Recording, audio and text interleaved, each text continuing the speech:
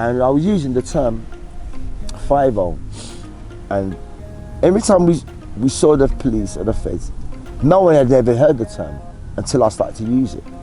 No one had ever heard of the term. Ever to perform it, for me in my lifetime anyway, one of the greatest venues, to think of all of the great artists that graced that stage. I was on that stage thinking, my God, I'm thinking of all the people that stood on the stage before me, and to be on the same stage as them, damn. And this is Astoria, man, that meant so much to me. I remember when I first did it, and I think Chalky White was in the spot about that, let's just say. And it was at Crazy Club, and I think it was DJ Justin Berkman, and I think Ray Keith was playing. And Top Buzz was there, Mikey B, Jason K, Mad P. And then I think I asked Mad P, I said, where's the mic? He goes to me, boy, the mic's down there. And we was at the top auditorium. Back in the day in Astoria, the DJs used to be at the top auditorium playing, and the artists would be down the stage because they had the cordless mic. So when I was told that the mic was on the stage, I proceeded to make my way down to the stage. And this is 1988, Crazy Club. For those who remember Crazy Club, Gen X, you know where I said done. Gen X, you're done knowing it. Crazy Club, done. All right. So I proceeded to make my way, and Astoria, huge fast club venue. Yo, Astoria, oh God. Many artists who perform that. You think Millennium Dome? Yo, you think Millennium Dome? Yeah, my new team that, but yo, Astoria. Prestige. Prestige, yeah? That's the distinction and the difference, prestige. So as I said, I went down, got to the stage, saw the sound engineer. I asked him, where's the mic? The man gives me the mic. There it is, boom, clicks it on, it's a cordless. So I'll go to the mic, like that 2 times on the mic. And I said a few words, just a few words I said, and I'll never forget, I was behind the curtain. I was behind the curtain. This is the birth of 5-0, yeah? As I come from behind the curtain, I was behind the curtain, I said a few words. And you just said a few simple words, basically. When I came from behind the curtain and I started to really talking to the mic, there wasn't no bar spitting, there wasn't no lyrical bar spitting, there was none of that. It'd be a few words, few little rhymes put together, but nothing of what it is today. It was nothing like that. So the few words, 1 or 2 little bars, that was it, nothing major. And when I came from behind that screen, the crescendo of noise, when I came from behind the curtain to the stage and everyone saw me, when everyone saw me, the crescendo of noise and the feeling that was going through me, the energy that was charged through me, this is not a voltage, man, I would have lit up the planet 10 times over with the velocity and the voltage of energy that came from the audience, the members of the public, to me. I was like, oh my fucking God, is this fucking really happening? Is this really truly happening? And we was all coming out and people was pats in the back, bro, that was brilliant, well done. Oh, you're good at that, yada, yada, yada. Big up man like Dave Roberts, Neil, what's my guy's name, man? Oh God, what's his name, man? Denzel. Yeah, man, them from Sunrise. Big up them man like, what's his name?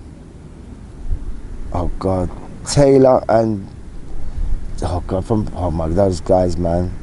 Cannot remember the names off the top of my head, but that they used to do the park in Kensington. Tony Colston Hater.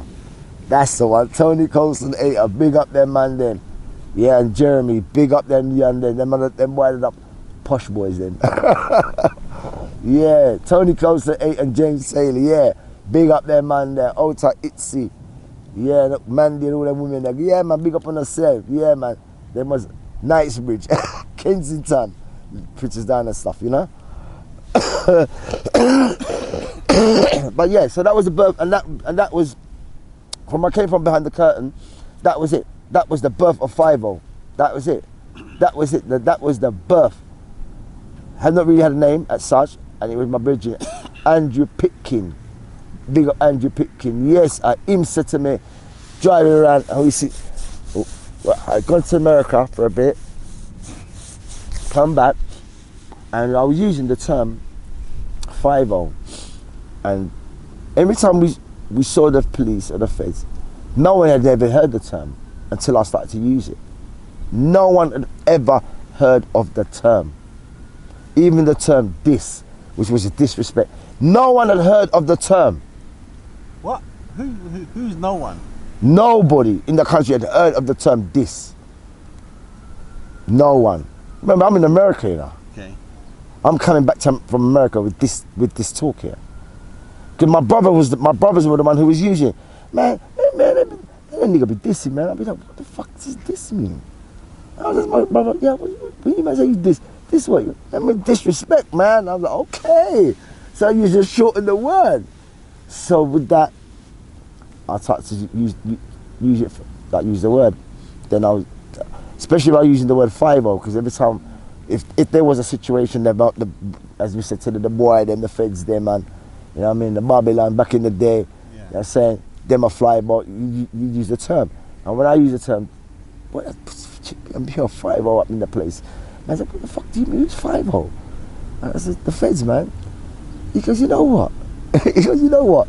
As a matter of fact, because the way you conduct an event, when I see you in the party, the way how you conduct an event, you actually conduct it like the police, because you seem to just add this kind of order when you do these dances. And he goes, you know what? I'm glad you went into it, because I was going to ask you, yeah, why did you pick a name? I didn't pick it. He picked it for me. I didn't pick it. He picked it. And he goes, you know what? He goes, as a matter of fact, because you're good at that. And every time he's been to party, it always seems to be, it runs fairly nicely. There's never no issues. And if there is, you do always address it. So as a matter of fact, you're near 5-0. And it's Andrew Pitkin that said to me 5-0. He was the one who said it to me. And said, yeah, man, that's it. I'm going to call it that. And from Dessa, he never stopped calling me that. And from Dessa, it just rang. It just rang. You just fight it? No, because to me, I couldn't see it. Did you know it was police? Of course I did, because I was over here from America. So that's why I learned where 5-0 came from America. So you knew it was police? Yes, I did. But you said, fuck it.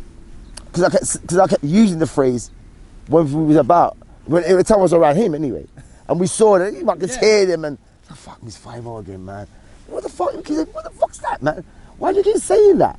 This is the police, man. It's the feds. He's like, what do you mean?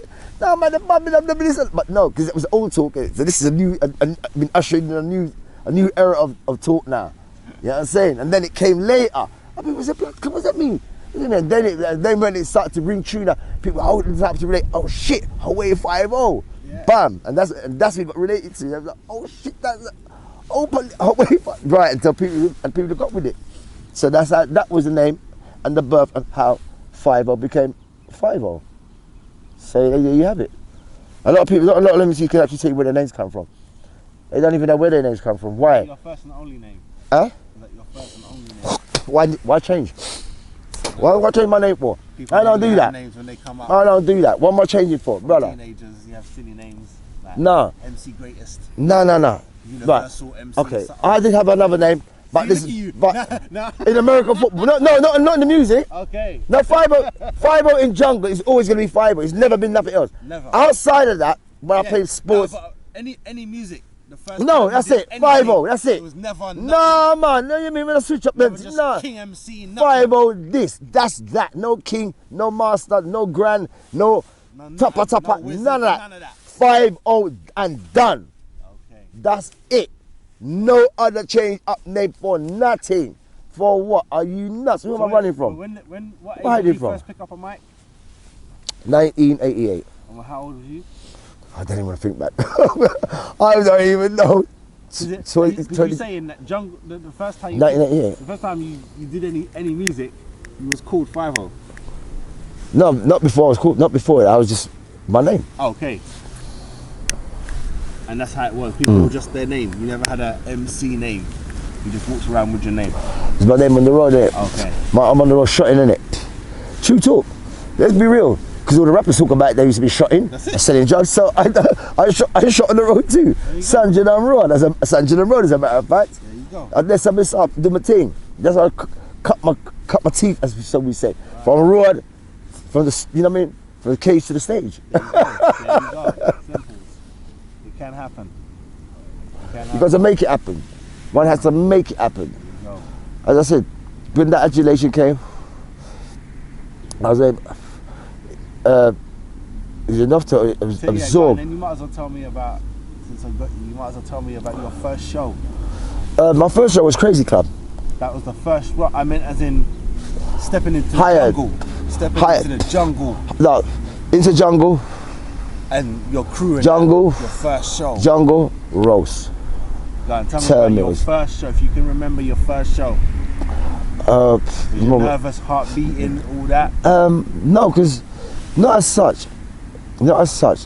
When I had my first hire, was I said was roast. Because I had Moose there with me, and Moose, to his credit, I have to say Moose helped to school me along the way, because Moose was doing Pirate Club.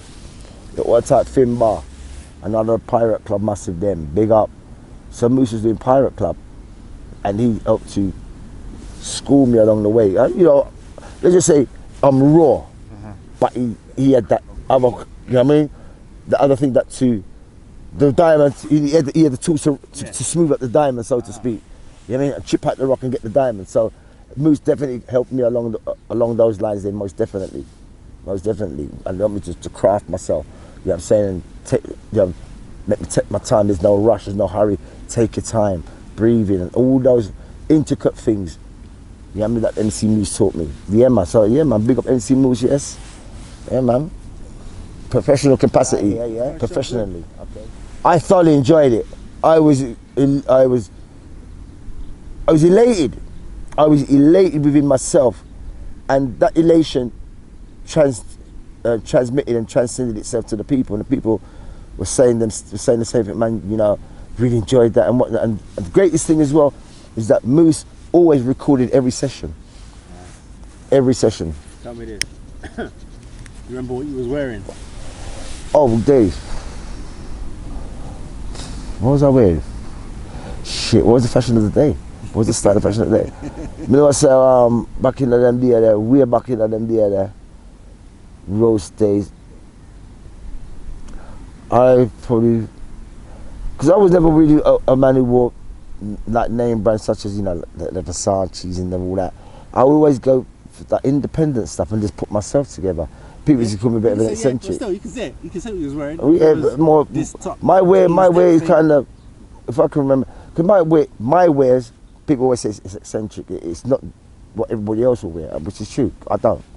I do have a bit of eccentricity to me. Yeah, I do have some eccentricity to me. Yeah, I do. So. Do you remember the glasses you were wearing?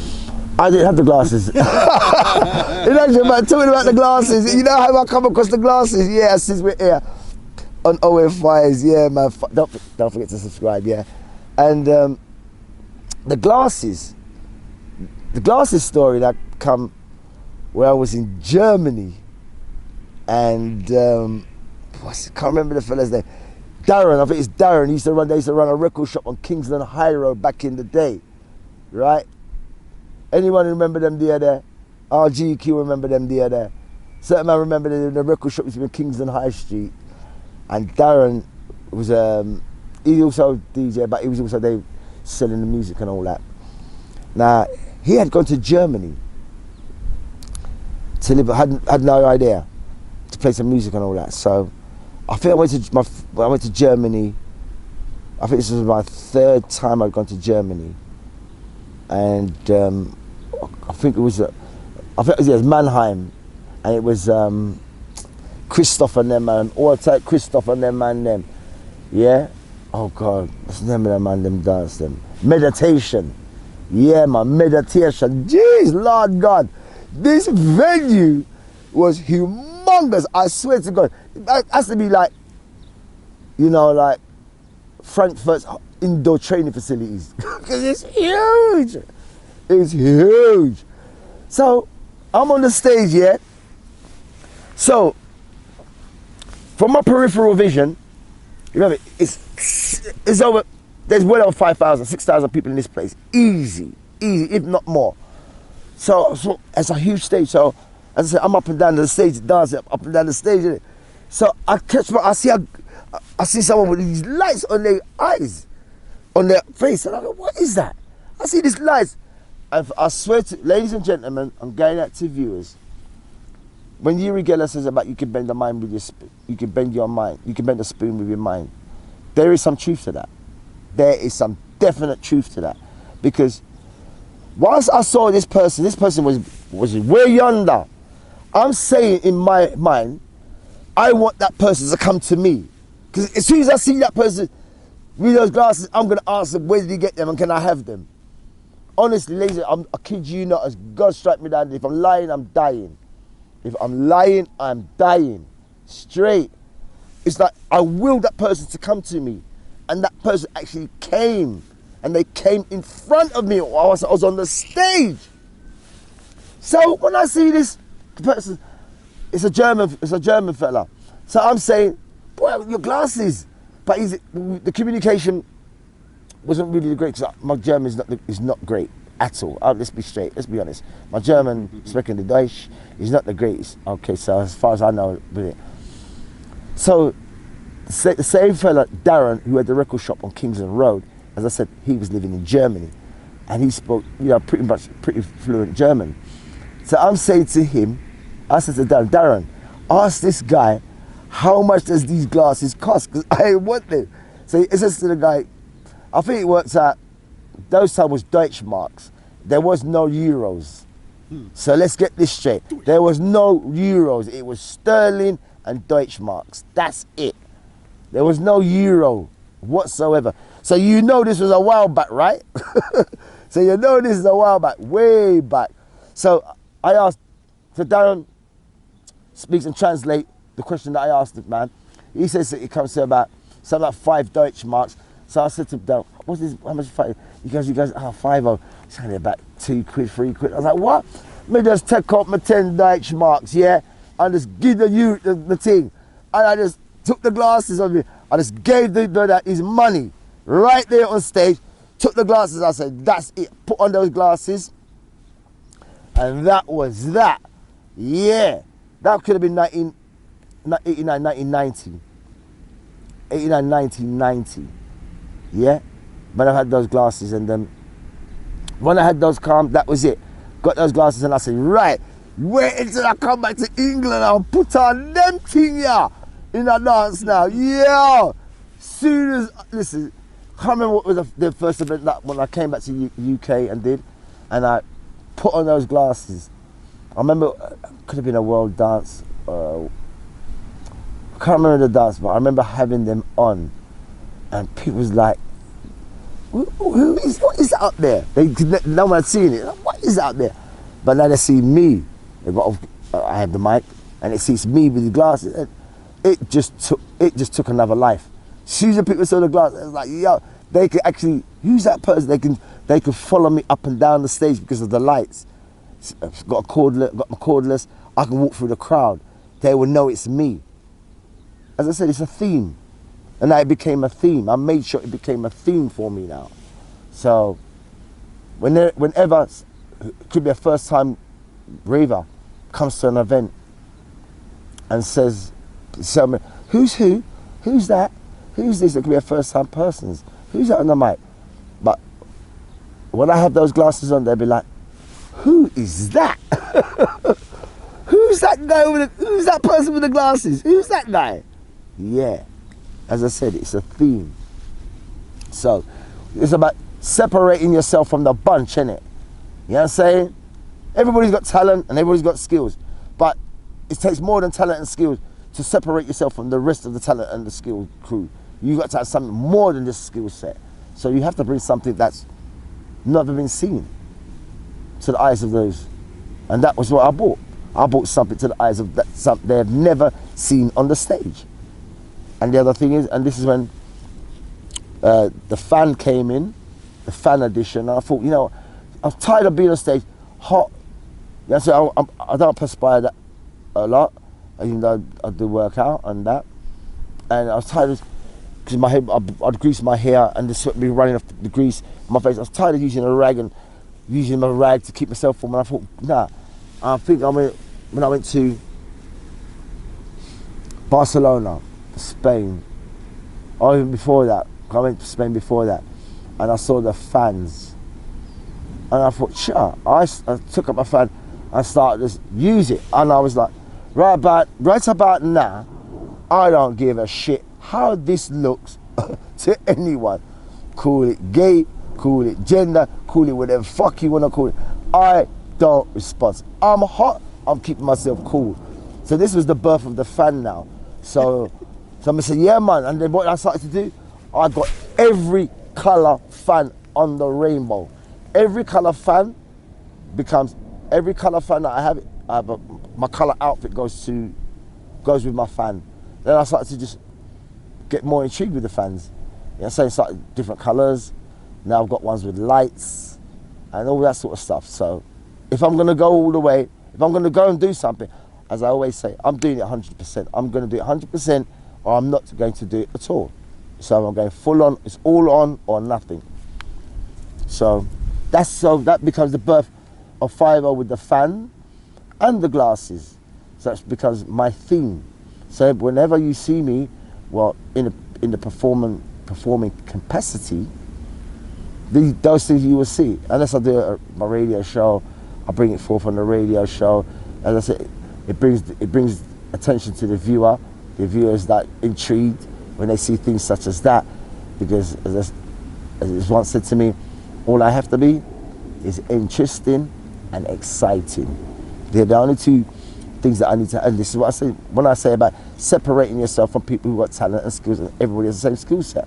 There has to be something more. And as I said, my more is this. I make myself interested and I make myself exciting. So when I'm in front of the camera, you're excited to hear or see what's going to go on, and you're going to be interested to listen and hear and think, oh my God, you know what? Yeah, man, I'm going to take some time out, come listen to this man here still. There you have it. Interesting and exciting. That's my key. That was a wrap. Is that a wrap? That was a wrap. I could do this all day. You know I could do this all day, King. I could do this all day. It's a beautiful weather. See, for real. No, man. Listen, yo. Listen, fam. Yeah, we're keeping it real. No, we're doing real. I'm tired of people saying, keeping it real. Big up my brother, Peter Gunner. He put up a post. He put up a fantastic post. I'm gonna say it here. Peter Gunner. I love those posts that you post up on the FB, because you definitely know how to do real, not keep it real. He put up a post here, Karma, and he said, people like to talk about keeping it real, but when you start telling them how fucked up they are, and we're keeping it real, they want to get upset, but they talk about keeping it real. What a piece of God, it makes sense, it's true. Yeah, of course. Yeah, if you start talking about your fuck ups, about keeping it real, you want to get upset. Here's one that I heard. It's facts, don't care about your feelings. Here's one the other day. Yeah, here's one. Go on, mate. Everybody want to be believable until the judge believes you.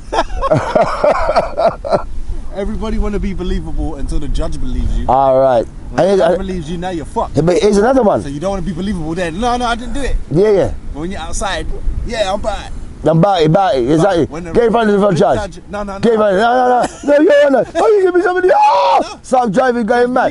On the road, yeah, man, nigga, man, what, make the nigga up, man. The judge believe you too. Yeah, man, the judge believes your story too. It's take a life without parole. How about that? Yeah, that's how much I believe you. Yeah, man, you made your story so great. Great wrecking tour. Fantastic wrecking tour. I love that wrecking tour. And here's a sentence for that There's too. a life for it. Yeah, all right. Straight. As we're talking about, since we're talking about, in terms of Karma.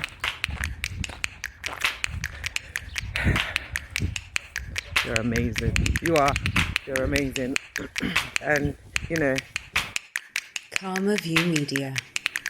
The view from the other side.